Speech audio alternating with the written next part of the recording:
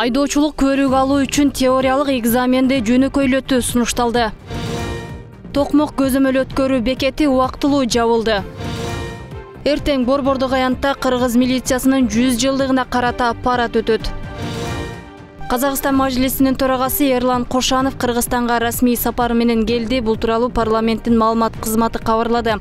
Конокту Манас эл аралык аэропортунан жогорку кеңештин төрагасынын орун басары Нурбек Сыдыгалиев жана Казакстан менен кызматташтык боюнча депутаттык достук тобунун жетекчиси Кундузбек Сулайманов тосуп алды. Иш сапардын алкагында бир катар жолугушуулар өткөрүлүп, эки өлкөнүн парламент төрагалары тар жана кеңейтилген курамда сүйлөшүүлөрдү жүргүзөт. Мындан тышкары тараптар парламенттер аралык кызматташтык боюнча кеңештин отурумуна катышат.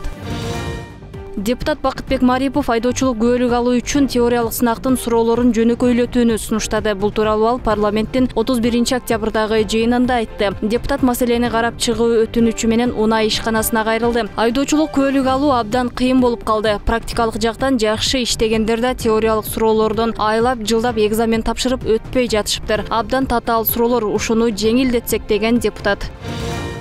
Мекенчил депутаттык тобунун лидери Элмурза Сатыбалдиев фракция башчылыгынан кетти. Бул тууралуу 31-октябрда парламенттин жалпы отурумунда төрага Нурланбек Шакиев билдирди. Спикердин сөзүнө караганда Элмурза Сатыбалдиев фракция башчылыгынан өз каалоосу менен кетип, саламаттыгына байланыштуу кеткен. Төраганын буга чейинки ишине ыраазычылык билдирип, 2 жылдан ашык фракцияны натыйжалуу башкарганын белгиледи. Азырынча фракция башчысы ким болору айтылган жок.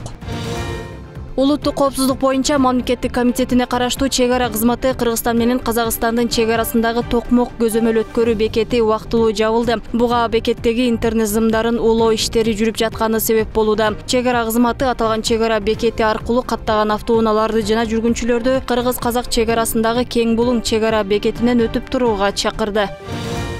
Бүгүн Ички иштер министрлигинин академиясынын 1-курсунун курсанттары ант беришти. Салтанаттуу иш-чарага министр Улан Ниязбеков, жогорку кеңештин депутаты Сүйөн Өмүрзаков жана ички иштер органдарынын генералдары катышты. Окууга кабыл алуудагы атайын сынактардан жана жаш жоокерлердин курсунан ийгиликтүү өткөн 120дан ашык курсант ата мекен алдында салтанаттуу ант берип, милициянын катардагы наамына ээ болуу менен кызматка болгон алгачкы кадамдарын аткарды.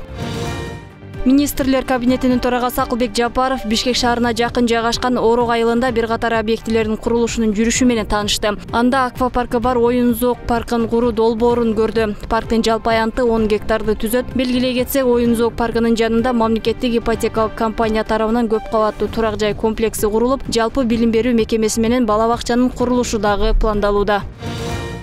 Эртең 1-ноябрда Борбордук аянтта Кыргыз милициясынын 100 жылдык мааракесине байланыштуу парад кечинде майрамдык концерт өтөт. Парад УТРКнын телеканалында онлайн режиминде көрсөтүлөт жана жалпыга маалымдоо каражаттарында чагылдырылат. Кечки концерттик программада ички иштер органдарынын кызматкерлеринин ыркесе музыкалык сынагынын жеңүүчүлөрү жана лауреаттары катышат.